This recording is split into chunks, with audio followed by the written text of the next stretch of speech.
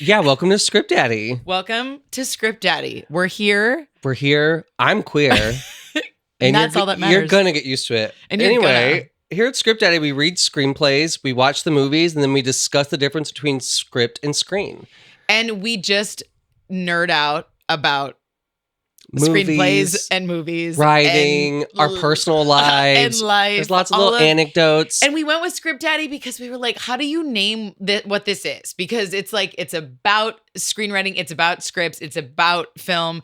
But like, we were like, what do you name that? And Script Daddy just like came through as a joke. Remember, I was like, wouldn't this be so funny if we named it this? And then you were like, but I love it. Because we were like, it's not Script Mommy. We're not talking about our scripts we wrote. That would be Script Mommy. True. If we were only like, hey, we wrote the script and we're going to talk about it, which would be an interesting podcast. But we're Script Daddies. We're we're in the weeds there. We care so much and all of it. But like, we're like the support to what's happening and not, I don't know. Did that make any sense? In my head, it did. The visual I think it makes sense. Listeners, we're going to call you script babies a lot. Yeah. Reading this, little disclaimer, we are recording this intro that you're going to hear before the first episode. Right now, before we record the very last episode of season 1. The finale of season 1. So there's going to be seasons here. We're older and wiser, so we felt that this was the time to do the intro versus when we were just little babies ourselves. Yeah. And basically... here at Script Daddy, I already told you we read the script and then we watch the movies and discuss the differences between what you read and what you see in the final product. But this came about because Carly and I are both screenwriters and we're both writing partners. And for years now, we have watched movies and we'll voice note each other obsessively ad nauseum about our thoughts and feelings of it. And like so often it would be like we were wondering like what this was on the page. Yep. And so then Carly had the brilliant idea of being like, why don't we just like try this as a podcast? Because we already do it. Like we already do it. We love it so much. And I was like, if we get this much joy out of something, like it would be, even if one other person was stoked, it'd feel fun. Yeah. And also it was an excuse to hang out, which is always necessary. And an excuse to escape this hellscape of a world that we live in right now, to be honest. And just dive into the fucking arts, man, because that's all that matters anymore. It's all that we have. So literally, it was like, I said it to you. And I think I like weirdly thought we were going to do it, but I was like, but maybe not. But then you took to it. So like we'd never talked about it. We already do this. Yes. And then to build out more structure around it just sounded like nothing less than charming. Exactly. And Absolute charm. Now through the process of this, we've only grown to love it even more. It's so true. And look forward to it. And we've learned I just want to say we have learned so much just reading scripts and watching the film within the same 24 hours, 48 hours, whatever, noting the differences, like literally sitting down to do this with you weekly. We both are like, we have learned so much. Yeah. Our perspective has shifted so much. And that alone has been so cool to see. And so I'm excited for that part. I'm excited that like, I feel like there is actually an aspect of this that like, if you're really interested in writing, you're gonna like gain stuff from this just from what we're doing. Yeah, there's I mean, to toot our own horn, there are some nuggets, toodaloo. There are some real good nuggets of perspective in these episodes that you'll see. The episodes will come out weekly for the duration of the season. And one thing that's important to note about Carly and I is that we are screenwriters. It's like our biggest passion. But we both have regular like 9-to-5 jobs that we also work to make money because you gotta have it. So like we're not like these like overly academic like experts in screenwriting. No. We are, screenwriters still like crafting and honing our own voices a lot of times too. And we are doing this out of sheer passion. Yes. So all of these things, and I'm sorry that we live in a time where we even have to make this disclaimer. And I'm not sorry if that sounds shady. But what you're about to hear is our opinion. Yes. And what we see and think and feel about these movies and scripts. And if you gain knowledge out of it, knowledge or entertainment, whatever, that's amazing, incredible. if you disagree with us so much that it pisses you off, baby, stop listening. Yeah, for or real. keep listening. You might For find real. something you like, but Yeah. also these are our opinions. Kindly, like if you don't love it, then it's maybe this isn't the space for you, my love. And gorgeous, Yeah. absolutely gorgeous. This is meant to be fun. It's meant to be a good time. And so if Exactly. it's not a good time and it's bothering you, then we say, love you, bye. That's it. And if you do love it, or if you do have constructed things that you want to add to the discourse, please like give us comments, Yes, DM us. We're going to be on please. socials. We're going to, all the of things. it. Yep. Do it. We want to build a community here of people who love movies, who love writing. They're not mutually exclusive Agreed. either. So let us know. Let's have fun. Let's have so much fun. And welcome to Script Daddy. Welcome to Script Daddy. I love it. Me too. Should we say anything about how we met? Yeah. Oh my God. Okay. So babies, Script babies. Babies, come close. We were talking about like what we're gonna say in this little intro, and one of the main things was we got to tell them who we are and how we met, and that did not happen. No, but here we go. Because we just got so excited about talking about the podcast. Take it away. Take it away. I literally hate talking about myself, so I'm trying to figure out the quickest way to say this. Just like, hi, I'm Carly. I have been a professional actress for a very long time and a professional screenwriter and writer for not as long, but quite a while now. And I also coach and consult with other screenwriters, and it is like the best ever. It is so much fun. It just feeds my absolute love, admiration, addiction to writing and story, because the fact that I do that and then still wanted to do this so I could keep talking about it, I was like, God damn, I really do love this thing. But yeah, so I'm married. I have a sweet, sweet baby who's almost 19 months and old, and a puppy dog that I love so much, and a family that's awesome, and a best friend, Colin, who's sitting next to me, who I just love so much. So that's me. Hi, I'm Colin.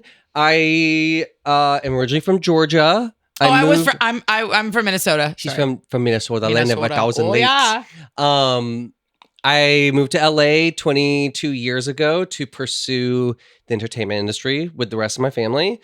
It worked out for some of us. I got close on a lot of projects and never was quite cast. And so at 16, I was like, fuck this. I will write my own stuff and star in it, which quickly turned into I love writing so much, which I knew I loved writing since I was 8. But then at 16, I was like, I'm going to write my own movies that I can star in. Then I was like, you know what? Fuck starring in them. I just want to write. I want to make them. Yeah, I've written on and off for now the majority of my life, for 20 years. I started writing 20 years ago, which is crazy to think about. And yeah, I work at a dog grooming salon by day, and write by night and hang out with my bestest bestie in the world, and we love each other. We do. And yeah, so Carly and I have known each other now for almost 20 years. Which it's been is 16 years. Gorgeous and insane. Little fun little tidbit script babies. We're like Will and Grace. We're exes technically, so try not to get upset. Not Colin's brother Trevor. Every time we reference the fact that we did indeed date, Trevor goes, ugh. And I'm like, I'm offended. You don't get to yuck me. Truly. Well, yes, exactly. Yeah, Carly was the last girl I ever dated and the only girl I ever had feelings for, which turned out to be deep platonic love. Yep. But like the honor of a lifetime. I always think whenever I describe how we met, what I say is we were young, and when the second we met, we both were like so stoked about meeting the other person, but we were young enough to go like, so does this mean that we like each other? And so we have to date now. We must date. Like, we're obsessed with each other, and it just ended up being that we're obsessed with each other. We're meant to be absolute platonic life partners. So like the magic we picked up on was 100% correct. We just had to figure out how that translated. Exactly. And now we're just like, and now we're here we are bottling that magic and bringing it to you.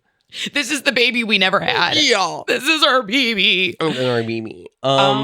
So So yeah, enjoy and like, subscribe, follow, all that jazz. Give us a rating on the podcast app that you're and using. Interact Please if you do. want. We really want to we want movie requests. Yeah. Like we really follow our intuition on movie requests. We want to hear your opinion. Just don't be a fucking asshole and realize that we're all having fun here. Exactly. The point of art and all of this is to interpret. And that's why I love doing this, is that we're not saying what we're discussing is the way. We're just saying it's the way we're interpreting it. Yes. That's art, baby. You're also never going to hear us outright bash a film. We always try to find something constructive. Boring and lazy, and I'm over it. Sorry, bye. We're just not going to do that. So if you're here for that, we're also not doing that. Yeah. Okay. All right. I love you. I love you too. Woohoo. And we love you, Script Babies. And we love you. Mwah.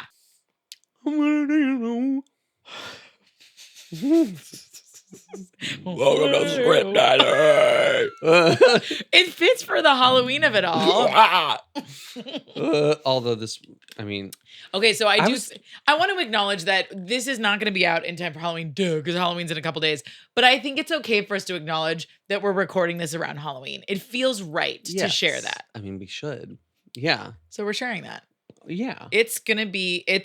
You're probably going to be listening to this in 2025. Let's be real. Let's be real. We need like a good chunk of things. But know that while we're recording this, it's the Halloween spirit. It's almost Halloween, a couple days. Yeah. I'm wearing my son's tiger ears on a headband for Daniel Tiger. We're going to be going as the Tiger family.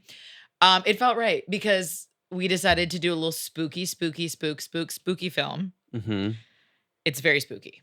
It is. It's very good. It is. It is. We were going to do a different movie, and then we said, no, we're doing this one. Yeah, because it's so plot based that I was like, we both agreed it'd be fun. And we do, disclaimer, we do love this film. Or like I shouldn't say that. You know what? Take it back. Not disclaimer. We've both seen this film multiple times. I feel like that is worth sharing. We don't have to say how much we like it, but my third time seeing it. I feel like I've seen this more. The first time I saw it, I did not like. Second time I saw it, after talking to you about it, we watched it together over FaceTime, and I was like, why did I hate this movie when it first came out? Now, after reading the script and watching it again. Meat moop. Yeah. I still like it. I don't want to give too much of an opinion. Totally fair. Because that was not right of me to start off and say that we both love it. What I really more so meant, we have both seen this multiple times, and we like sharing whether we have seen or not seen, because it is part of the conversation. Yeah, it changes the context of the conversation. Exactly. When it's a brand new experience versus when we've seen it again. It also is a very different context to read it in. I really enjoy it, not gonna lie. Yeah. Reading a script for a movie that I've seen. I really do. You can really see the differences. But this one, it's funny. I had forgotten so much of the movie. Too. When I read it, I was like, I was tripping. I know. I think I asked myself, is this in it 25 times? Mm-hmm. We're Script Daddy. Welcome to Script Daddy. Welcome to Script Daddy. Where we, Colin. You said it so beautifully earlier. Welcome to Script Daddy, where we read scripts, watch the movie, and then discuss the difference between what's on the page and what you see on screen. Ooh, like butter. Like butter. That's what we're doing here. And this episode is As Above, So Below. Period. It came out in 2014. The director is John Eric. We've decided we're going to say Dowdle. John Eric Dowdle. Writer and director. And his brother co-wrote it with him.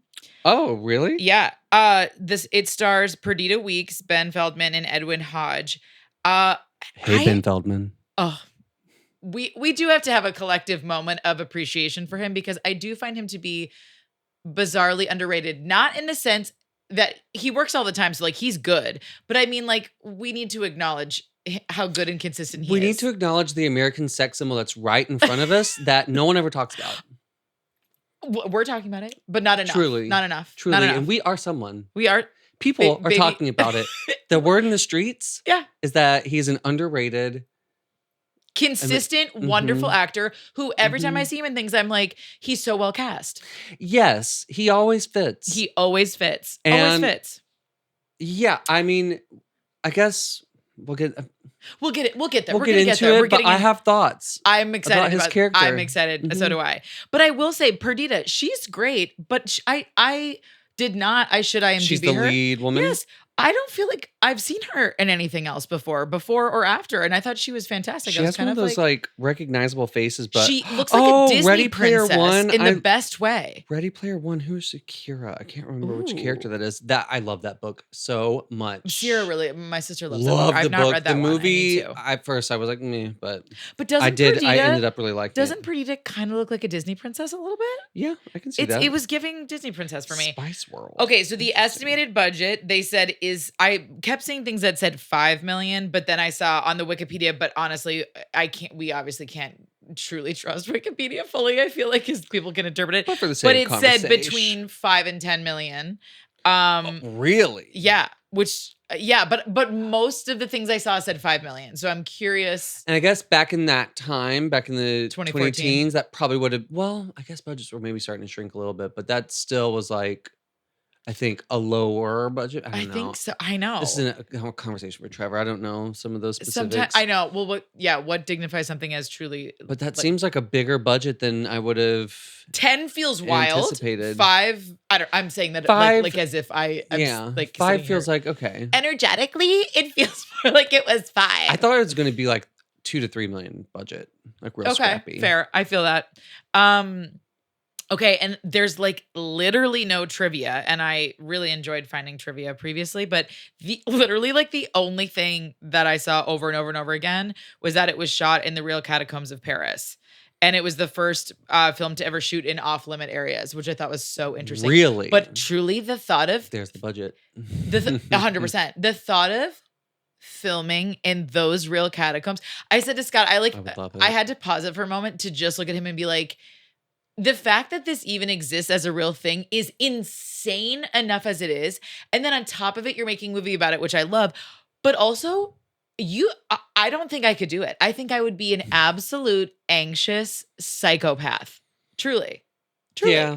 Yeah, I feel like I'd get used to it. Probably. But I would be so excited because I know you would it'd be so fun. I mean, I love it, but the moment I'm in those locations, I'm like, well, and there's no cell phone signal, they were saying, so like at all, which makes total sense. But hello, like the danger of it all. But like, oh God, I would love to go down there. It would be horrifying. I mean, it would really put you in the mood.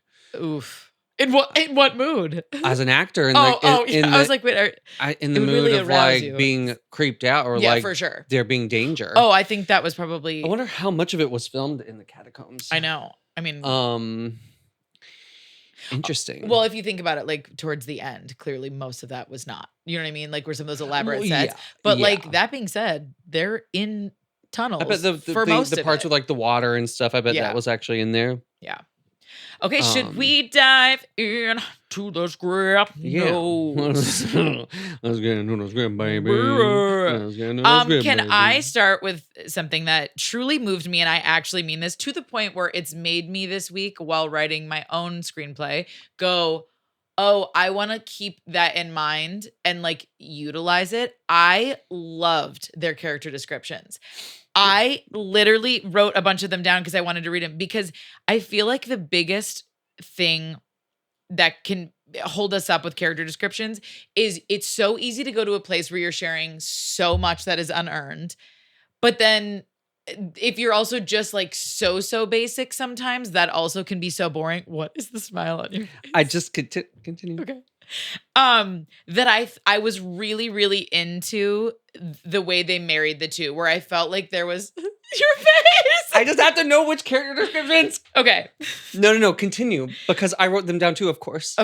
Because we share a brain, Colin and I. No, like I literally thought to myself, this is some of the best character descriptions I've seen in a minute. Yes. Because although some details were shared, you could, the rule of like, you can't actually show that, you can't film that, that's a cheat, whatever. It was done in a way that I actually was like, oh, no, I know exactly what they mean. Like and not in a way where the censor started to go off of like, ooh, this is sharing way too much. Like, I just loved it. Okay. Which ones? I wrote Scarlett's, Reza's, Benji's, I think those were the 3 that I wrote down. But Scarlett, mid-20s, an adventurous British archaeologist, the kind of cat that gets killed by curiosity.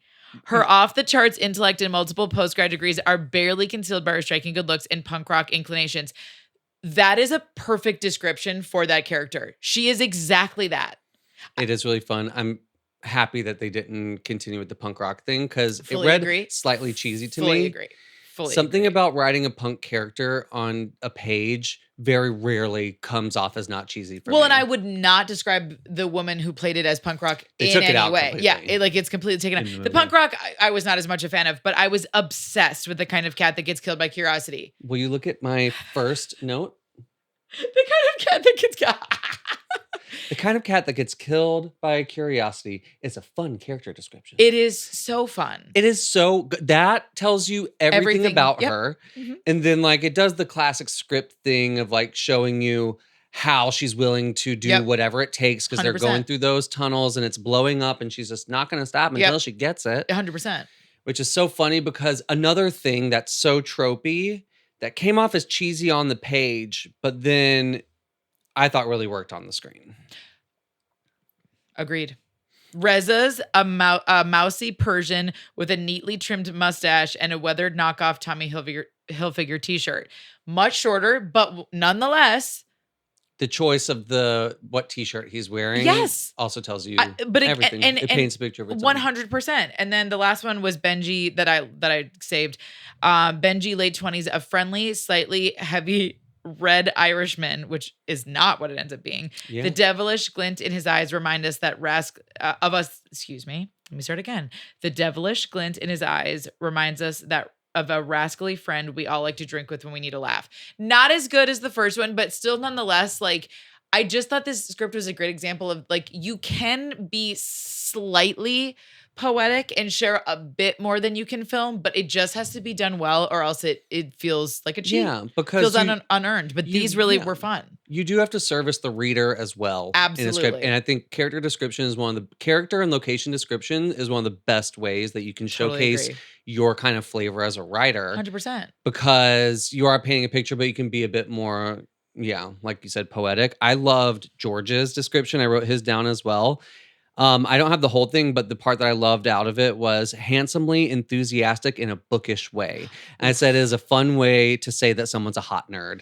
And nailed it. I love that character description so much because it's just such a fun way, handsomely enthusiastic in a bookish way. It's like, because it is like, it's perfect. I just see it in my and mind. It's short and sweet. Again, they don't all have to be long. It's just like, what are we gaining with what's here? And like, I actually wrote down Papillon.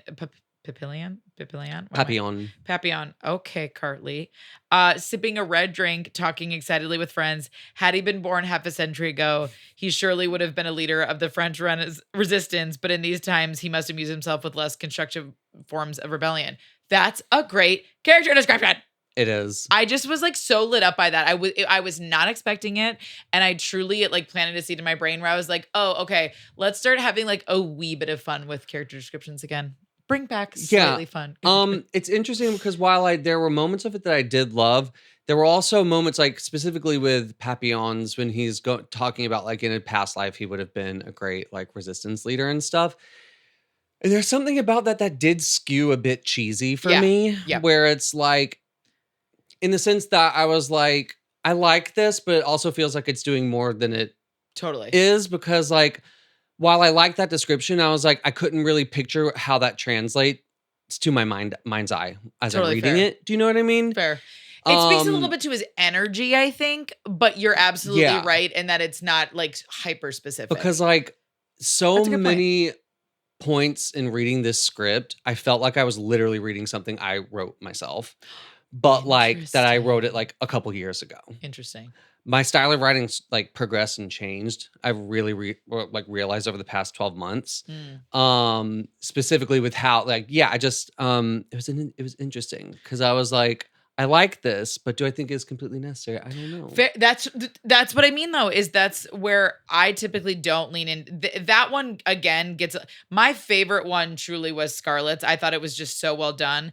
But like they're all good examples, but I agree with you that last one, you're not like, it's a fun tidbit. I think it speaks a little bit to his energy, but yeah, it is actually a little bit vague. And there's something about like, I can't. And slightly cheesy. I can see that. Well, it's also like, I don't know why, but it feels like a script in 2013. Do you know what I mean? Yeah, I don't know. For sure. I can't vocalize what I mean by that. Yeah. But like in a good way too.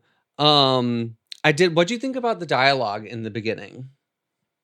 Like her little opening monologue and all that type thing.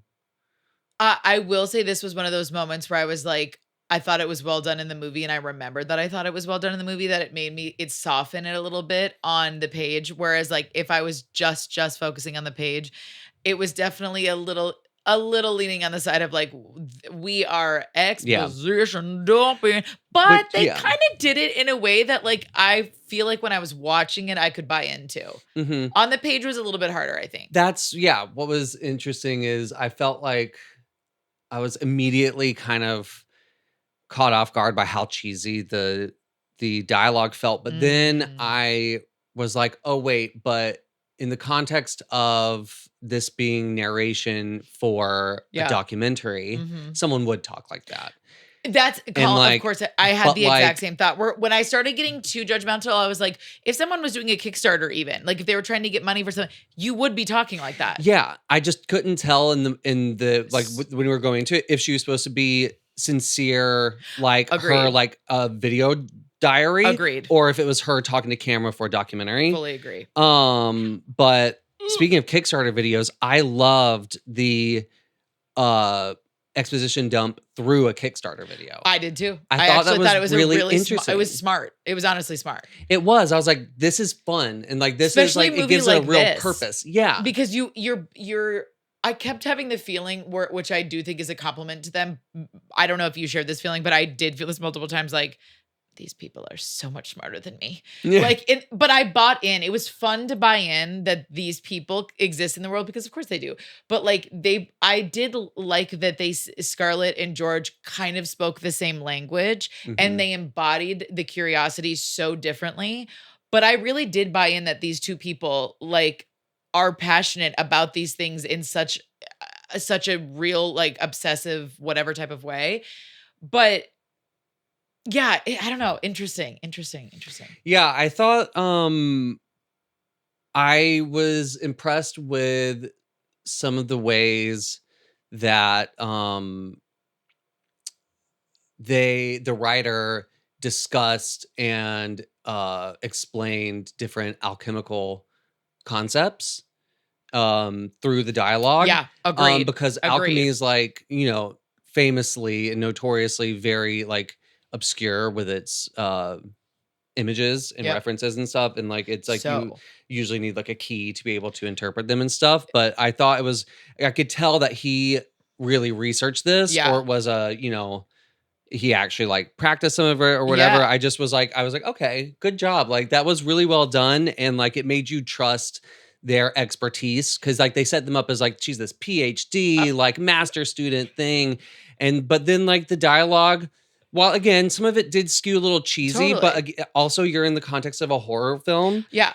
And I was impressed. I was like, very good job. Well, especially because they're talking about something I know going in. I know literally nothing. I personally know nothing about that. So I was like, this is for the viewer, but it's also like, I know nothing about this. Like, and they have to assume people watching this know nothing about this and not bore you to the point of like every little damn detail. You know what I mean? Like, and also serve that it's a horror film. It's not an educational or like drama solely. It's like a horror film. But I literally wrote down, these people are so much smarter than me. That is apparent, but I trust them in their smartness. It's thrilling to see people think so clearly about such complex things. It actually felt like weirdly healing to me to be like, wow, like they are tapped in on the knowledge in their brains. I can't remember what I had for breakfast most days. And they're over here like, to quote, and they go into this, and I believed them the whole time. I was like, yeah, you guys are nuts, but I love it. Yeah, Smarties. it was well done because I really liked the alchemical poem that was on Nicholas Flamel's tombstone. I thought that was really interesting because, I mean, for the listeners, I love mythology and lore and folklore, all these. I love all of that, the occult side of life. And I've read a bunch of different like alchemical like texts and stuff like that and explorations of it. And how things did that like that make you interpret? That's why I was so impressed because I've read so many of these concepts and I've read so many, like in 2020, I did such a deep dive into alchemy and like hermeticism. and the concepts are really broad but like really deep things. And to see them explained concisely Was impressive. for someone who I not know anything about it. Yeah, it was really impressive. Really, I love really that. well done. Because I felt that way. It felt authentic, and I don't know much about that stuff. But I trusted it. Like I truly did. What did you think about how different George was in the script versus the film? Because he's like he's funny in the film, but in the script they give him a lot more comedy bits. Like the thing about his nipple I wrote down where they're like, Papillon says, according to legend, the statue will bite off your hand if you tell a lie. George is loosening up a bit. George, let's give it a shot. He reaches his hand towards it, thinks for a moment. Might not believe this, but my nipples are perfectly shaped like little Elvis heads. Early Elvis. Like, that couldn't have been further than what ended up in the film. Yeah, I loved that, though. I was like, this is like it was so fun, weird, and I like, love that it was so weird that I was kind of bummed that Yeah. it wasn't in it. I read him as being like in his 40s on the page. And I had forgotten that guy played him in the movie. And so when I saw him in the movie, I was like, oh, damn. Okay, yeah, he's young. But I liked his introduction in the movie way better. Because in the script, he's giving like a tour. Yeah, he's a tour guide and giving like an explanation, I think, to his students or something like that. Yeah. And it just, there was a lot more. There's a lot more things in the film that felt like a more natural way to introduce them and stuff. In fact, I did think it was interesting that in the script it was the tour guide, and then in the film this was the thought I kept thinking though. It felt complete. Here's what I'll say. The intro in the script felt natural on the page to be like, oh, she's gonna kind of sneak in while he's a tour guide. Like it felt completely organic, completely whatever. They go in a completely different direction for the film. Completely. He is working on he's repairing a bell tower. For funsies. Yeah, but it's sweet. No, but here's what I'm saying. I love that. And yet, if that had been on paper, I think I might have been like, okay. Do you know what I'm saying? I know what you mean. But it worked for the film.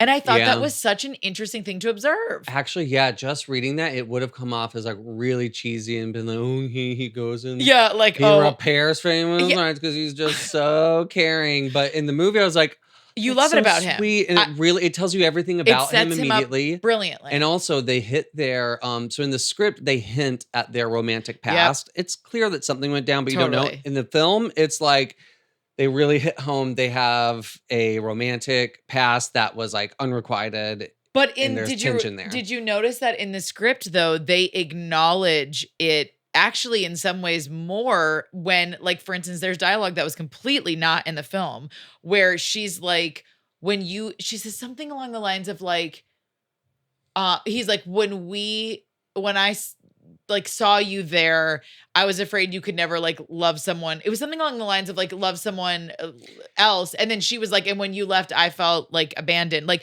they actually hit it head on in the script. Whereas in the movie, the only thing they truly acknowledge is saying that week in Turkey was the best week of my life. And she says, me too. Yeah, that's true. And I did like that on the page of them talking about, because it's right when they go down to the catacombs that first time, I think, when they're just scoping it out. I believe so. They're in the catacombs and then she kind of like, goes over to talk to him. He like calls her on her shit. Yeah. I liked that. Because that's in the movie, but not that dialogue. The thing that the movie did though that I really, really liked to indicate that they have a real history was, she knew his trauma with his brother. Yes. And she explained it to the cameraman. Yes. And I loved that change because me too. It just, again, it tells you everything. Like they were close in that one simple exchange. I know. Which I thought was a really great way to cut down on exposition and just like really show it.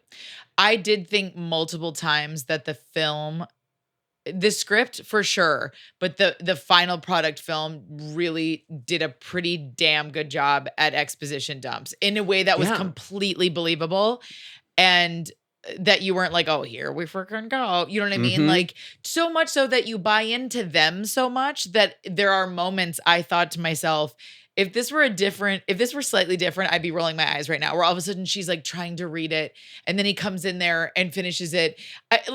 I was like, there's a version of this I hate, but I'm really enjoying this. Yeah. Does that make sense? It does. I'm going to take a sip of water really quick. Yep. I tried to do mine quietly. I was like, but I do think George's character on the page was a little bit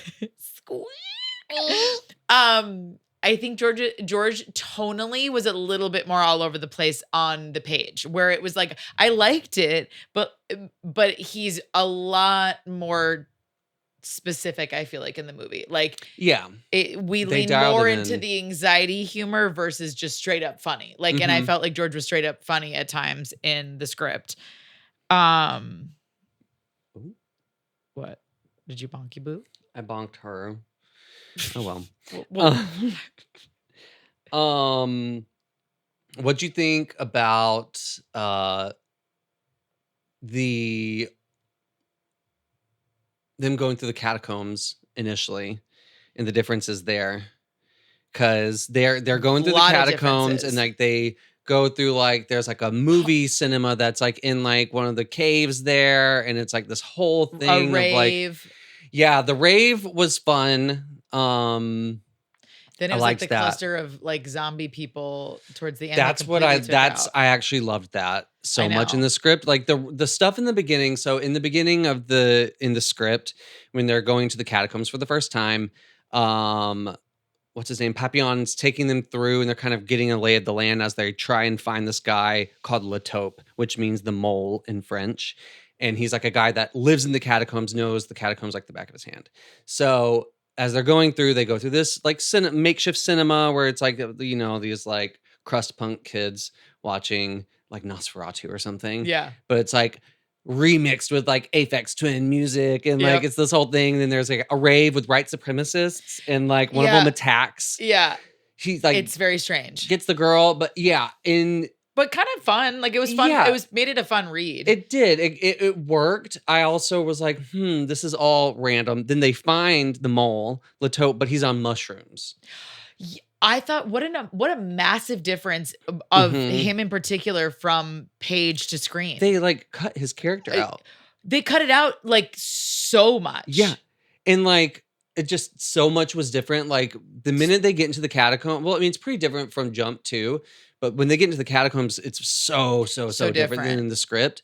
Well, one of the biggest things I noticed was on the script, so often they moved from desire, and in the movie they moved out of necessity. Because in the script, it was always her passion that made them keep going, whereas in the film, it was always necessity. It was always safety. It stopped being her obsession so quickly and turned into, she still wanted to find it, but it was constantly, well, now that exit's chopped off. Well, now we have to keep moving forward. And I was like, how interesting, because again, in the script, it's all about her looking at George and going, well, you can stay here, but I'm going to keep going. And that is not what's happening really in the movie. Yeah, I did like that in the script too. And I liked that the script had more of an emphasis on the alchemy of it all. Because, I mean, it's about, the film is named As Above, So Below. Yeah.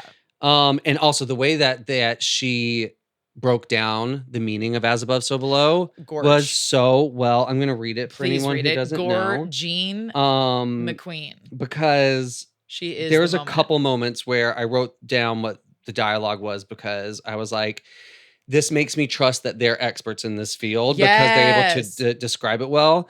And like on page 64, I wrote, dialogue like this makes us trust our protagonist when they're supposed to be an expert in their field. It's fun. Good reminder to research your source material. But George is like, so like this is later into the movie when they've gone way down deep into the catacombs, and like they're like almost like 500 feet underground or something like that. They're way, way, way far down. They essentially hit a dead end. And then she, using the symbology of what was the poem that was on the tombstone that they're using as the key to decipher these different like breadcrumbs down in the catacombs. Anyway, she follows these symbols and like what they think is a dead end actually turns out to be a Ptolemaic hinge, which I guess is an ancient Egyptian secret door hatch thing. But anyway, so they're deciding how to open this Ptolemaic hinge. And so it's like there's all these stones stacked on each other and they have to take out one specific stone. And the way that they decide how, like which stone it is based off of the poem. It talks about like it being under the night sky. And they're like, oh, maybe the number of stones correlates to the number of planets in the night sky and stuff. And so they're figuring out what number of planets it should be. And so they're like, oh, well, back in the day, like the Earth wasn't considered a planet, so it wouldn't have been considered. And so like, oh, it's 6. But then this is what I really loved, because like this shows like, I just wonder, like, did this guy take a history class or something? It makes me wonder the person's history, like how much, like, when did you know this information to add into a script in this moment? Because I just thought it was so well done. So smart. He goes, wait, was this built before or after Copernicus? And she's like, good point, before. And he said, and George says, so they still believe everything rotated around the Earth. And she says, which means the Earth was not counted as a planet, but the moon was, as was the sun. So they're like, so it's 8. And they're like, that's my count. Like that's kind of how they figure out what the number is. But it was, but again, Copernicus? Perfect example of what I said earlier about like, you just believe them. It could be easy if it was worse dialogue to go, okay, no one knows that off the top of their head, but it was acted well and it was written well in a way where you just trusted these two people. And it felt good that they could hold complex information like that and come to a conclusion quickly and then be right. That felt good. Because it's a script that could have been very watered down. The concepts are already so like shortened and like made accessible that it could have been so watered down. And like there's other elements of the script as a whole that I don't think it was like the most incredibly written thing I've ever read. But like moments like that made me be like, oh goddamn, I really like this. I totally agree. But to bring it back full circle after that whole tangent, this is how she describes the phrase as above, so below. She says, as above, so below. That phrase is the key to all magic. And then it says, she continues to search for something that doesn't fit while continuing her thought. She says, it means basically what is within me is outside of me. What is on earth is in heaven. As I am, so are my cells, so are my atoms. Basically, what I believe the world to be, so it is. Yes, gold. It's I so just good. love it. And I'm like, again, I want to go and talk to this writer and be like, tell me everything. Are you a practitioner of alchemy? It was the perfect articulation of it. And like, it's just like, I felt like I was reading a script that I wrote at certain times. It was so like, oh my God. That. And it could have been word salady and it wasn't. Yes. It could have been a whole lot of nothing and it really was not at all. It really wasn't. What did you think about the visual descriptions? I can struggle with that sometimes. And I felt like I, at a certain point, was struggling to visualize certain aspects, but I also feel like they were trying to describe almost the impossible in a way that like, I recognize how difficult it was to do what they were doing. And so I was kind of not surprised that there was times where I was a little bit confused because I'm like, how can you possibly make it so clear and differentiate catacombs? Like in a sense, and I think they did a pretty good job. That being said, the movie was so different. So many of the rooms that they had described did not end up even being in the movie. So that was kind of an interesting that the movie didn't even have a lot of those things. But then I was also paying attention to the scenery so often and the actions that they were doing in the film and going like, yeah, this is hard to describe in a way that, you know what I mean? Like, like the scene when Benji gets stuck in the goddamn bones every time gets me. It's like, I can't deal. I'm like, I can't. He is fantastic. I mean, you believe him. I was literally like, get that man out of there. Like he's going to die in there. Like he played that panic so real and so good. And I wanted to kill Scarlett. I was like, you're not being helpful. Like in the script, I remember thinking like, oh, she's saying like the right things. In the movie, I was like, Scarlett. Girl, same. Shut up. On the page. Like, you need to calm down, Benji. well, because in the script, the way I was reading it is like it's showing Almost us motherly. that Scarlett knows how to handle Yes, a and stressful situation yes. and to meet someone where they're at and to tell them the information that they Agreed. need right directly to Agreed. get them out of the situation. But then on the the Oh way my she played it God. in the movie was Night I and was like, day. you're not being You're helpful at making it all. worse. Like, And yeah, I this burst man the- is freaking out right now. and you're saying like, you need to relax, Benji. I was literally like, oh, I so preferred how she handled it in the script. Mhm. So much. And it's funny because it's the exact same that it is in the script as it is on screen. 100%. It's just, yeah. It's just that they chose slightly different dialogue, and her tone just felt too regular person, and there was levels of Scarlett that you had to buy into, that I enjoyed buying into, that she was this almost like unstoppable force. Like, I really loved the way I think the actress really sold it. But even on the, like, she sold what could have been very hard, because on the page that character is, it almost feels like not cartoonish. It's not the word I'm looking for, but almost like a video game. Like, Mhm. it could have been very easy to see her like a player in a video game, but I think that the actors grounded her. And I think there were choices that, as it goes on in the hero's journey, you see her kind of human side when she actually has something to lose with George Yeah. and all that stuff. But like, Yeah. that moment, I was just so mad. I was like, oh, Yeah. I missed the motherly, like that deep calm. Like you said, she knows how to handle anything. Mhm. We're safe in her hands. I didn't feel that in that moment, and I did in the script, and I was like, ooh, I missed that. Yeah, and I do think that kind of energy would have played almost better to her character the way she's portrayed in the movie, because she has that more like, okay, so like in the script, at least in the beginning, she comes off, while she is an expert in her field, she Mhm. comes off as way more scrappy. Like, we have them doing the Kickstarter video, like they're trying to raise money to be able to go off and do this documentary. Yep. And like that, she's just, I'm gonna find the Philosopher's Stone. I'm gonna do this to That like stone, avenge. it's gonna be mine. It's my movie. It's gonna be mine. And then, but then in the movie, so the Kickstarter film is not there. They take that out completely. Yeah. And they are showing the footage to the beginning of the documentary, which I did like, because Me too. instead of it's like now, like they're like a pro, they have the funds, they're going it's just a Totally. different context. And I feel like in the movie, she comes off as a bit more cool and level headed and less like harried and like urgent.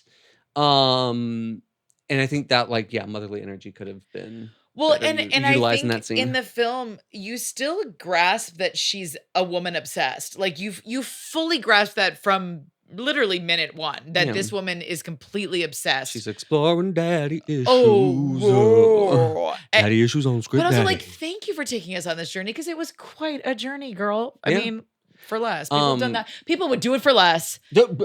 But again, I it's been a minute since I've read The Hero's Journey, but I really had that moment where I was like, oh, Scarlett, they walk her through it, where it's like Mhm. so much of the film, she feels like a little bit of like like nothing could happen that she couldn't have, even with the Benji thing, whatever. Like, you still get that feeling where like you don't catch fear on her Yeah. until she realizes she could lose George, and then it's like she becomes a human. Like, Yeah. you know what I mean? Which I thought that they walked through that journey well. I Yeah, bought it. I bought into it. Because I mean, I feel like with a film like this, with the subject matter being alchemy, which is intrinsically about the transformation from your lower self to your highest self, you can really have the permission to kind of hit those tropes of the hero's journey, because it is a symbolic journey Yeah. of, going from the status quo Yep. through a massive change, Yep. and then finding out who you are on the other side of that. Totally. And that's what this film's about. So I really love more like allegorical films like that, Yeah. with like the plot lines like that, Not because too on the nose, and yeah. Yeah. But where it was more on the nose in the script, they took that out mostly Yep. in the movie. Like, Mhm. and that was one thing I was like kind of sad about, was that they sacrificed some of those elements to really give you more of a horror experience. Yep. Which does work off, pays does, off in its yeah. favor, because, some of that stuff would have probably been a little cheesy or maybe a little bit long in the tooth in in the movie had it been there. 100%. But Yeah, that is an interesting thought that I do think on the page it was not quite as clear what the genre was. Like you had an idea, but I think the changes that they made ultimately for the film, you feel more the genre of it. But again, for that genre, they did really explore something in a way that could have been a hell of a lot cheesier. Like they really, I thought they were really smart in what they chose and what they didn't. What were your thoughts on? So let's see. When Scarlett at the very end of the script, before they're about to jump down, but then ultimately they're going, I mean, just like, I do love that. The satisfactory of them pushing down on the manhole it's literally like scratching an itch for me. Like, I'm like, yes, God, you push. Yeah. It's so fun. It's such a fun moment. But I felt like the moment leading up to that in the script, she says, you don't have to believe George, but if you jump, it'll work. And I thought that was so interesting because beforehand she prompts all of them, you have to unburden. Like you have whatever is weighing you down and keeping you in hell, you have to you have to say it and let it go right now. And then like we can get the hell out of here. Confront your darkness. We have to repent, all that stuff. I loved that. And they did a version of it in the film as well. But she did not say in the film, you don't have to believe it, George, but you have to jump. Because I thought that felt kind of not true for what so much of the film is actually saying. It actually is completely your belief in what it is. Because I thought they hit it home harder in the script that it is all about your belief, because correct me if I'm wrong, but one of my notes on here is that she does not actually heal the girl. What's her name? No, in the script, she didn't. That's one of my notes too. In the script, she tries to heal her with the stone after she gets bitten in the neck by a zombie at this amazing fucking zombie cannibal rave. That was one of my favorite parts of the script, actually. Because like in the beginning, we talked about how they went to a rave room. Yeah. In the script, they go back through. So in the script, once they get through the Ptolemaic hinge thing, they find this room full of treasure. She gets the stone from that room. This is also how it is in the movie. And they find another secret chamber towards the back. And they have to like get out through there because the ceiling comes crashing down due to greed. Due to greed. But then they find like due to greed. Due to greed. And they enter what is hell, which I really liked reading that on the page because the way it was the same but mirrored and backwards, I really was sitting there like, have they actually entered hell or like what is this? But some magical, mystical things happen. But it's once again done well on the page and done so well in the film. It is, but the blood rave, I missed. I loved that because the people who were revelers in the beginning are now like screaming in agony and pain and eating each other. But like it's almost as if they want to not be doing it. Yeah, but they can't help have it, which is hellish. So this one, like Susie gets bitten in that, and then she tries to use the it stone. doesn't work. And it doesn't work. And so I thought it was interesting that they made that choice, that in the script, it never works and it's solely about your belief. That she looks in the mirror and she goes, oh, I'm the stone. I'm the stone, aka we're all the freaking stone. We're all the goddamn philosopher stone. But like loved that, but thought it was so interesting that for the movie, it kind of works. It helps her once, then it doesn't help her because when she says you can't bring back the dead, I did love that differentiation where she's like, I did too. It worked one time, but it's not going to work if someone dies. Yeah. How she dies is absolutely horrific, but I'm also like, you need to get away from Lataupe. What is his name? Papillon? No, Lataupe. Lataupe. I knew I was going to say that. Like he's ready to eat your mama, and that's what he did. But what do you think? Obviously, we're just assuming. But why do you think they did that? That they had it work or not work, and then realize that you're the stone, and then in the movie, the stone kind of works, but not in the long haul. Yeah, I don't know. I feel like it took out the like symbolic heft of her arc. By doing that, because in the ending in the script, I really, really loved it, especially with her admitting what happened the night her father died. So every week in the script and in the movie, like they're all going through this to eventually confront their deepest trauma that's been holding them back from living their most authentic life. And in the script, we don't really find out what each person's trauma thing is until the very end. Yeah. And I thought it was much more powerful. In the movie, they kind of sprinkle it throughout. Yeah. And like, which was an interesting I will say when it came to her dad, I preferred the way they handled her dad in the film than the script. It was so much more powerful. It was to so much learn more that powerful. because I actually like really when she hit holds home. him, when she says it, when she holds her hanging dad and is like, I should have picked up the phone. Like she has that moment. That was in the movie. That's what I'm sorry. That's what I'm saying. In the movie, I actually preferred that. Oh, see, I didn't like the dad treat. So in the script, she's like going back to where she found the stone in order to like put it back so she can replace it and get the real stone or whatever. And so when she's doing that, she goes through like this almost like a forest of her father as these like weird I didn't like trees. that at all. I didn't like that. But I felt like in the movie, her saying, I'm sorry I didn't pick up the phone that night. Well, maybe it's because my expectation was to see her say it at the end and that to be what is her final key to unlock their escape.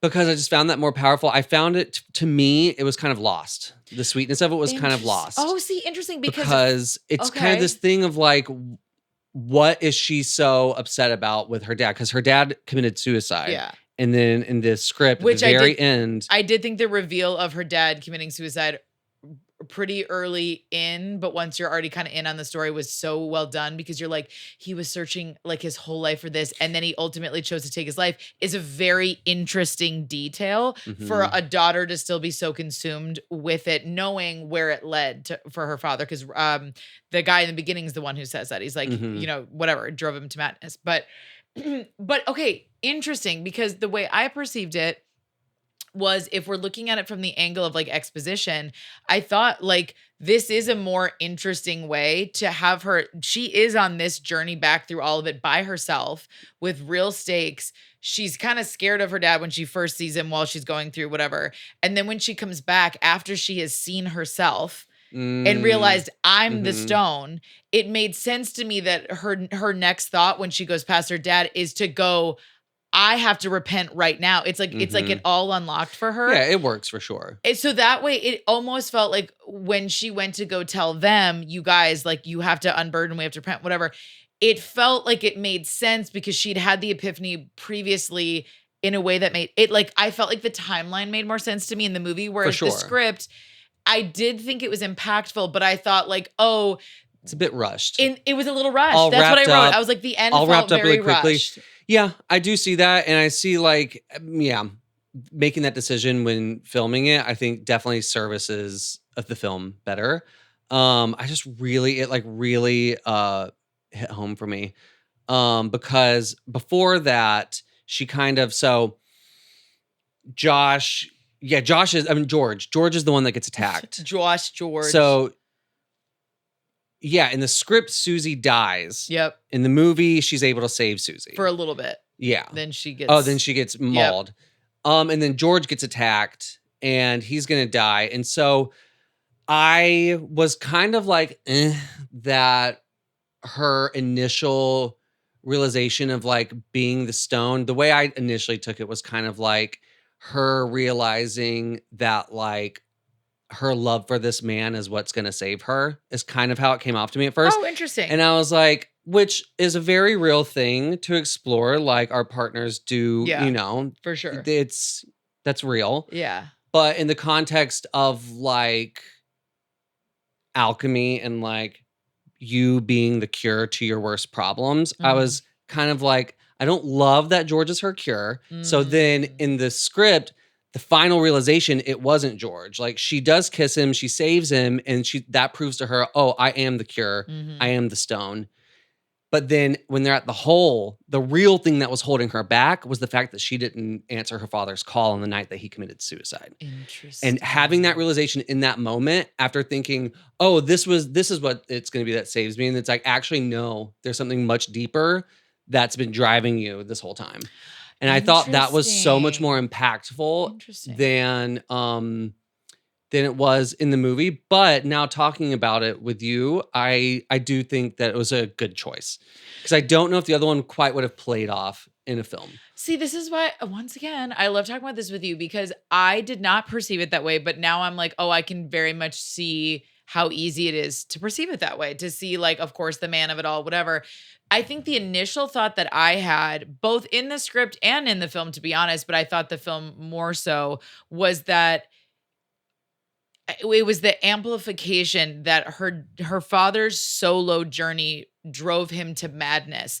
The obsession of whatever you want to call it. Like, it is a different form of greed in the sense of like, it very different. Obviously the quest for alchemy is very different than like someone who's just trying to get a bunch of gold, but nonetheless, like, it drove him mad. He got so consumed by this idea of a thing that I felt like she was mirroring that. That's the purpose right there, baby. Yeah. Because he was after the physical benefits that this would bring. Whereas I felt like the way I interpreted it was when she saw herself, it was like seeing George get hurt was the thing that motivated her to have to face her fears, which is like, I got to go through this alone. Like, the only person who can save this dude, if he can even be saved, if he even can, because they do leave him in a way where I remember going like, even though I knew he lived, I was like, wait, does he die in the movie? Because like, he's bit, dude. Like, he is bit by a bleeding cord. out of his fucking He is neck. bleeding out of his neck in a way where I was like, realistically, George would be dead. Dude. But especially because of how far she has to go. She goes a long, I mean, a full That was another thing. marathon. They said like from the beginning point to the end, they had been walking for over 6 hours. But then in the end, she's able to beep bop, she's right back over there. She was running. I mean, when she's covered in blood, I was like, get it, bitch. Like an absolute icon, the moment, all of it. But so I interpreted as her having to like, it was like the first crack in her, the illusion that she was going to get what her dad was looking for, and her going like, oh no, I've let this thing go so far that now there's a person I care about. I didn't even see it as that she was in love with him, to be honest. There's a person I care about that I might actually lose now because I've let this obsession fuel me so far. And when she saw herself, then it was like, I perceived it as only I can save George, because now I know that it's about the inside belief, whatever you want to call it, not some little stone I'm holding in my hand, some rickety stone. So what's weird to me is that when they kiss, I didn't see that as like, oh, they're going to be together now. I saw it as her just being like, I know what I have to do, which is love him and heal him and then get us out of here. And then like, I don't believe that they end up together, to be honest with you. I love that. Oh, I do. I think they do. I think because I think part of the realization is that she's been running from the fact that she loves him. Oh, for sure. Literally running because she left him in Turkey and got him jailed. No, you're right. They probably do end up together, but I would also very much believe a timeline where they don't, because she is. But I think we're supposed to believe. I love they that, would, and I totally see that, and I agree. I really love that. But I also agree with yours. So look at us. Look at us. But this is the power of film. Wow. There's a part that was kept in the film, but not as emphasized as much, when she's running through at the end and she's going through the tunnel that has blood in it, and like the hands come up and are grabbing at her. But like in the script, there's also mouths. Like people like molded into the thing, and they're like biting at her, and it says she gets bitten a couple times. That visual, I know. I like from like, so the cannibal rave thing, and then that I was like, this horror imagery is so fucking perfect. Truly. I love that so much. I know. Mouths coming out of a wall, biting at you. Like, I am jealous I didn't think of that. I am sickened. And I love it.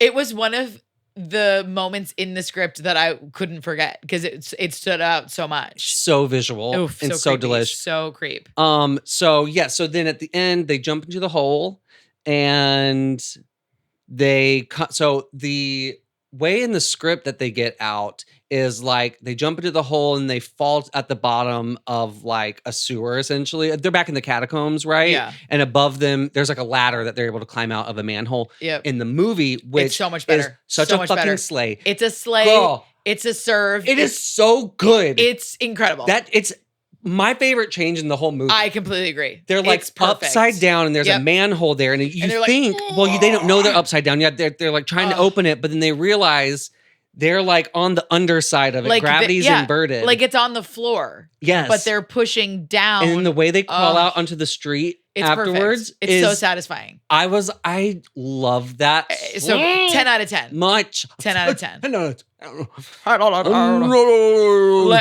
But like in the script, I was like, this is so fucking whack how it ended because they just, okay, bye. Yep. Bye. You're not just gonna fucking leave Zed like that. I know. And the way he stumbles away in the movie, it made sense. That in was the like, movie, they had that moment. Bye. He's They gonna all walk. hug. She pulls him in. They hug, and it's like they just went through this whole thing. They have this. It felt very real and visceral. They're sitting there like processing what just happened, and then him walking away. It felt so natural. I agree. And yeah, I completely agree. The ending was so much better in the film in that sense. What did you think about Papillon being so different in the movie versus the script? Like, he is far more paranoid and concerned in the movie than in the script. Yeah. In the script, he's way more laid back. He is more laid back in the script. I didn't really take much note of it. I thought Papillon was one of the more boring characters for me. The only reason I noted it is because it felt like it matched the moving through necessity versus desire, where like in the script they were a lot more like lax about things. Way more laid back. Way more like they were doing drugs and like, or not all of them, but you know what I mean? Like, or no, they're smoking joints. Yeah, George smokes a joint. George when he's terrified a joint. By the way, he's terrified to go underground because he was in a cave with his brother and his brother got injured and he went out to get help, but then by the time they got back, tide had risen and his brother drowned. So he won't ever go back underground again.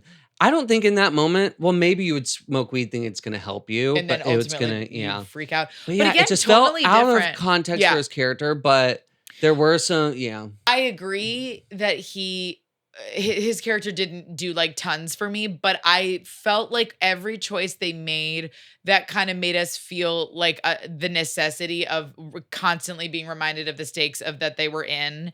Because like, again, in the script, he's way more like, it's a party down here, kind of. Whereas in the film, he's very paranoid a lot. Also because, and it also makes it, he is way more paranoid. It makes sense though, because taking out Latope,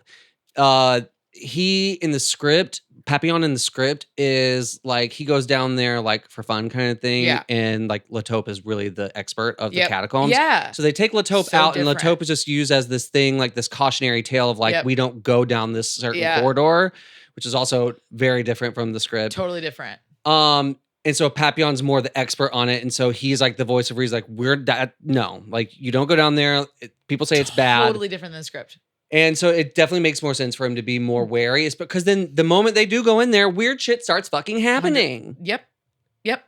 Mm-hmm. So I just was curious that a lot of the changes that they made really were, and I can't argue with them. It was fun to read it the way it was, but when you're watching a film, the stakes, they were good at stoking the stakes often of going like, oh, the guy who's down here all the time's trying to get out. Like, so we all got to get out then. Do you know what I mean? Whereas in the screenplay, it's just like Scarlett is a woman on a mission and she's gonna go find it whether y'all are coming or not. Yeah, it's true. You know what I mean? It's so I would love to know interesting. how many more rounds of revisions they did once the director, because I feel like those changes were the director. Yeah. Well, wait, no, the writer is the director. Oh yeah, you're right. That's very interesting. So I That wonder is if maybe if like, because like I don't have specific examples of this, but I do feel like a lot of, not a lot of, but more of the alchemical emphasis was taken out of the movie, and it was more emphasis was placed on the horror element of it. Yeah.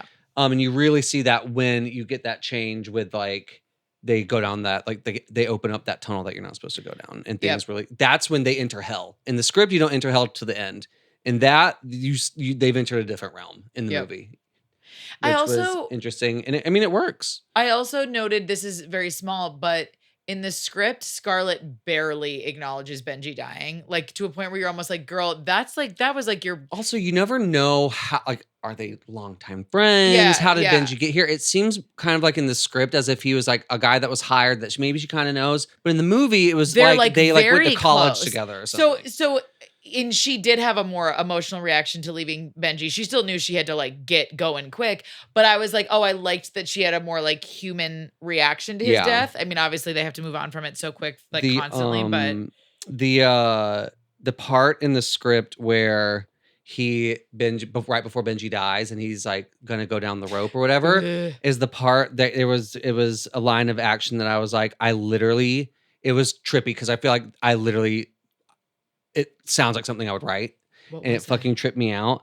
And then in the movie, that was one part in the movie that actually legitimately creeped me out. When he's sitting there at the top of that well about to go down, and the woman is like walking behind him, and you hear the baby crying. On the page, it wasn't as creepy, but in the movie, it actually spooked me out because this past week I've been house sitting for my boss, and so I was in a location that's like not my own. Oh, it was spooky. I was at home and it freaked me out, so it's not. But the line of action is Benji kneels. Benji kneels, alone up top, tense, lowering Susie down. The camera sits on the ground beside him, cropping him strangely. Is something moving in the shadows behind him? Because I love to ask little questions like that in the action. I was like, oh my God, I have literally written things like that. That's just so funny. I love that. Talk about our overall thoughts and how many daddies we give this script. Let's do it. Are there any more things you want to discuss? Those were definitely. I do want to say I thought it was so well cast. Like I think we talked about that for like a second at the beginning of this, but I truly felt like it was one of those examples where I was like, from the description I read on the page to the people they hired, I was like, abso-freaking-lutely. Like she was well cast. Ben Feldman was well cast. Like I felt like he brought a little charm to George that wasn't fully there for me as much. It was, but again, I mean that, and I don't mean that, I guess, in the sense that like I just thought they both played the characters that were on the page quite well, and they added a little dimension to it that I loved. That I just remember thinking like throughout it, like this is really well cast. I'm very much enjoying everybody playing these parts. Like that was one thing I really thought multiple times. But I feel like those were my major ones.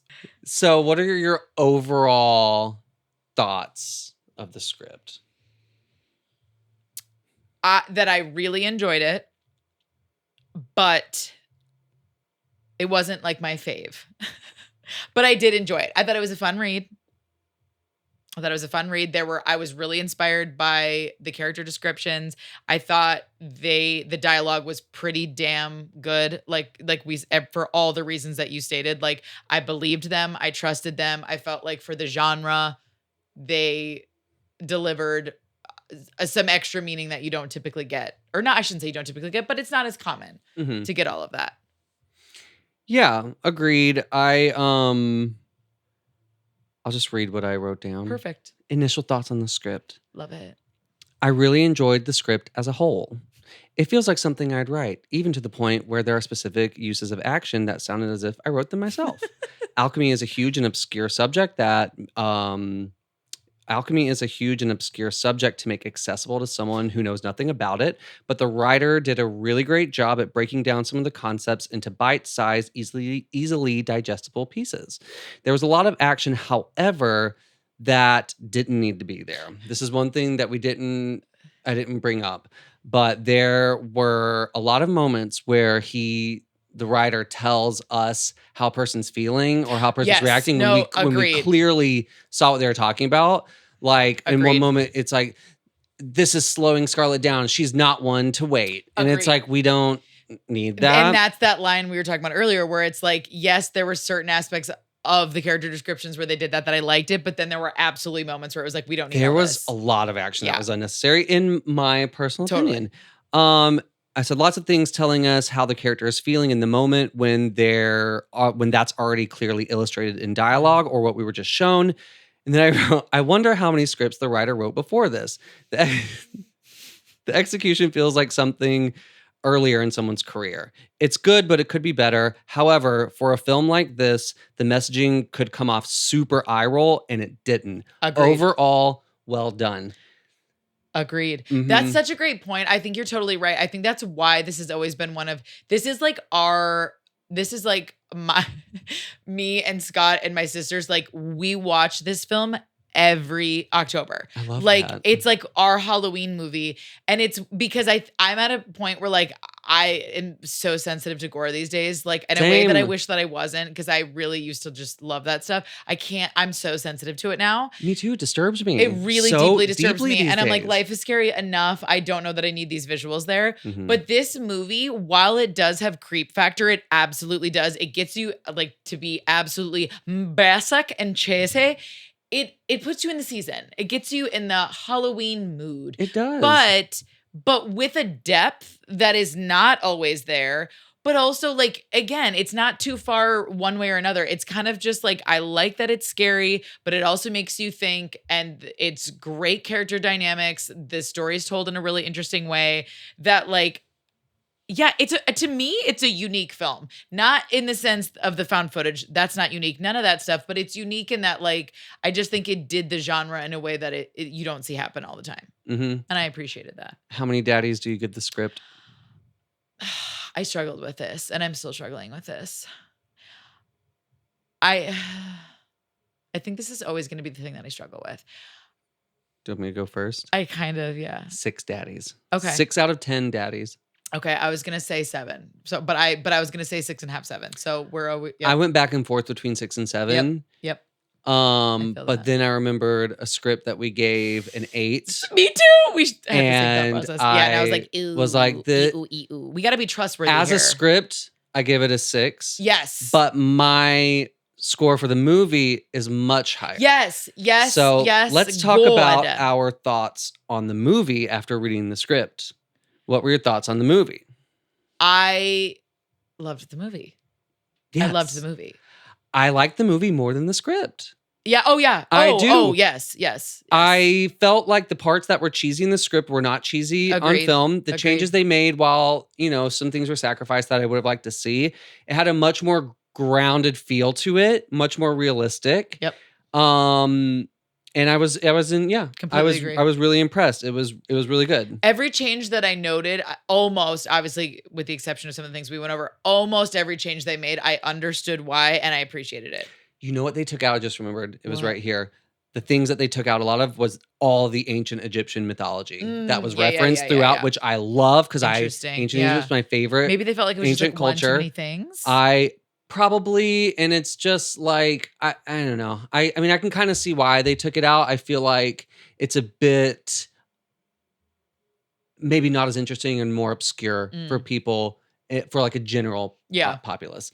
Like, interesting. I didn't even notice that. So again, I loved it so much because it's another thing that I've read so much Absolutely. So it makes sense that you would notice that. That's one reason at the end, like that I loved the ending in the script so much, because when they're standing over that well and they're like confronting their deepest traumas, is because they are reenacting the weighing of the heart against the feather. Yep. Which is what happens in Egyptian afterlife, is your heart gets weighed against a feather, and if it's heavier than the feather, you get eaten by the soul eater. And then if it's, you're a pure soul or whatever, you get to go through to the afterlife.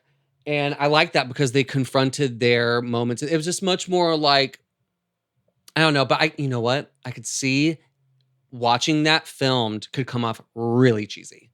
It works in a reading setting because it's in your mind.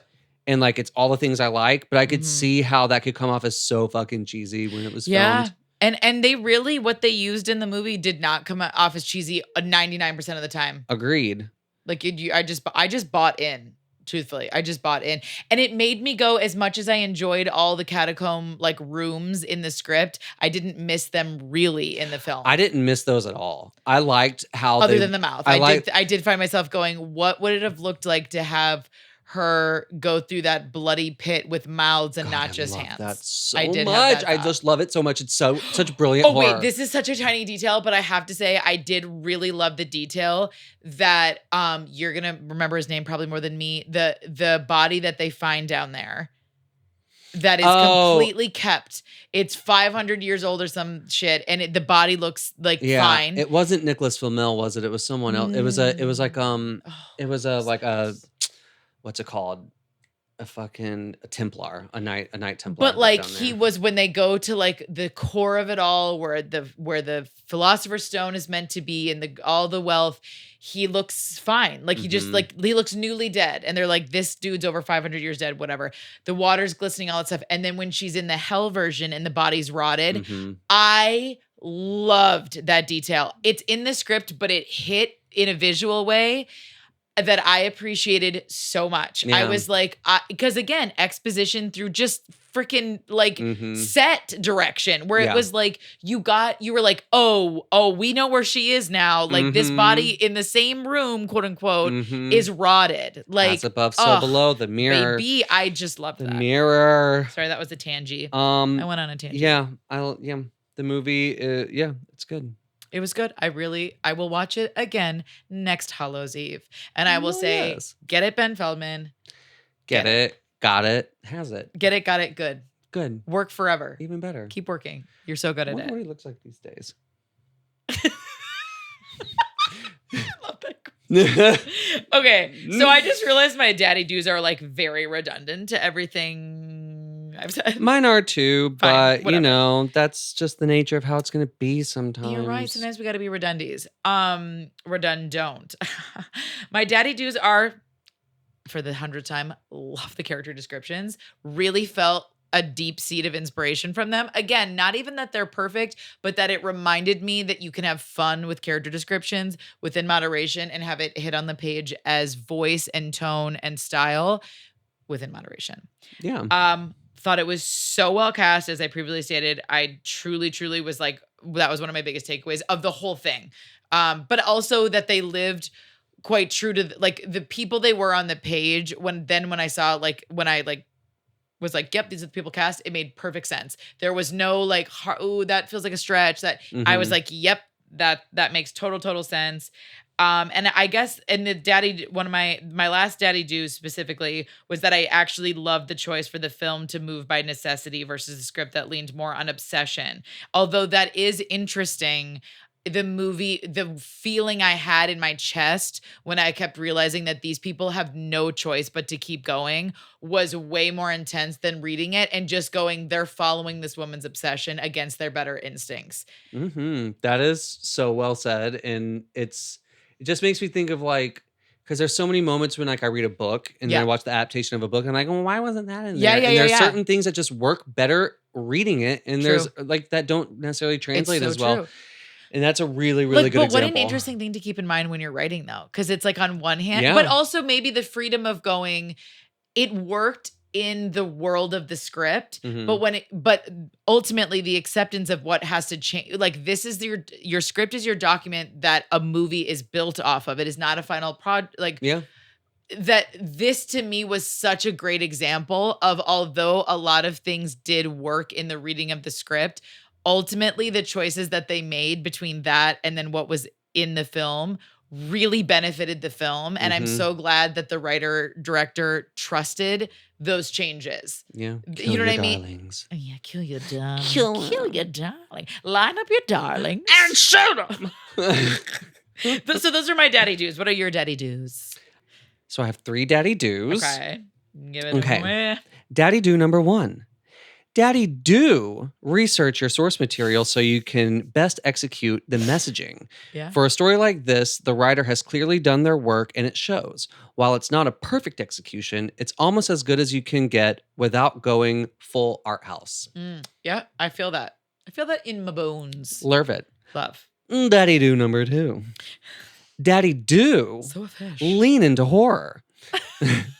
The horror element in the climax sequence were so fun. The cannibal rave was so fun and vivid in my mind. When you're reading a horror script, your mind is primed for the creep factor, so give it to them and don't squander the opportunity. Get weird with it. Get fucking weird. Mouths coming out of a wall and biting you. That is hell. That is hell.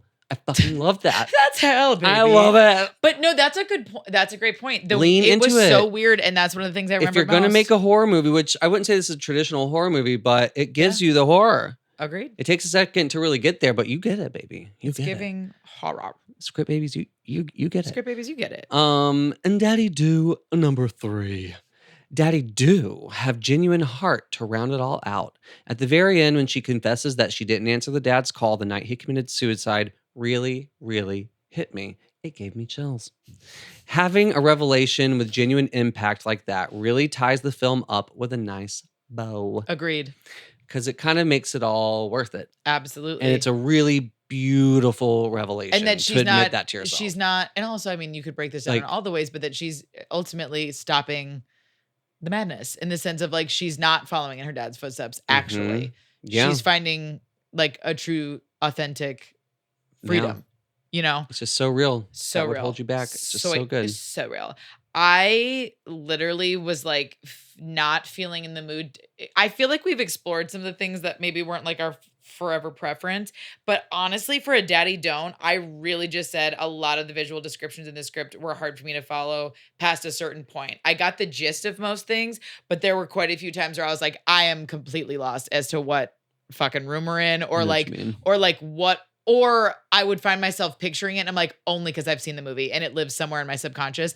Like the rooms I thought were very well, the rave room, like the things that were, again, weird. That's such a great point that you made.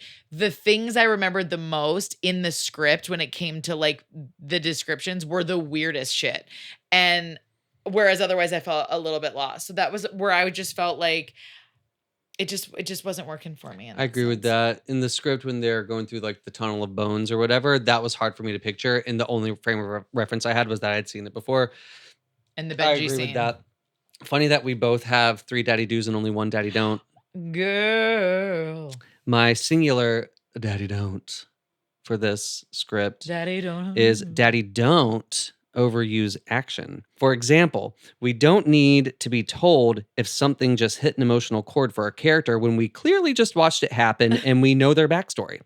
Less is more for something like this. Give the reader the space to draw their own conclusions. Conclusions. Don't tell me how they should feel, which is a pit that I would fall into all the time in my earlier scripts, is telling the reader what the person's feeling in that moment. And like, you helped me really peel back on that. Yeah. Well, I feel like that's something that everyone does. It's always one of your final draft like edits where it feels like you, until you get to know it that well, that's when you can start to trust it better and go like, oh, I don't actually have to be this specific about every little move and shake and whatever, because it can be so confining as a reader and as like an actor and all of it. But it's a fine line, because then you also can't go too far without any directives, because then you could interpret something completely. So it's definitely a fine line, but that's interesting. I don't disagree with you at all. It definitely, there was some stuff where I was like, this was, as I like to put it, this was not earned. Like this was not earned in any way. Yeah. And it's not going to translate to the screen, and it often didn't. Yeah. So, you know what? Realizing now that we both only had 1 daddy don't, I'm kind of wondering if 6 out of 10 daddies is a little harsh. It does feel perhaps in hindsight a wee harsh. Maybe 6.5, 7 daddies. Yeah, fair. Because But what would you like? But yeah, because I'm like, the film I would give like the film gets a higher rating. much higher. Yeah. We did really like this whole ratings. I'm not used to rating things, so this is something I have to give more thought to. But I agree with you. 6 doesn't feel fair if we both really only had 1 7. like obvious don't. 7. I feel weird saying 8, but 7 feels 7 feels good. 7 I feel feels that. earned. I'm into that. Yeah. Well, We did it. we did it. We did it, baby. You did it too, Script Babies. Yeah, Script Babies. Your Script Daddies are here to say we did it. We did it. Yeah, I really like this movie. I like this script. An all around great experience. Yeah, enjoyable.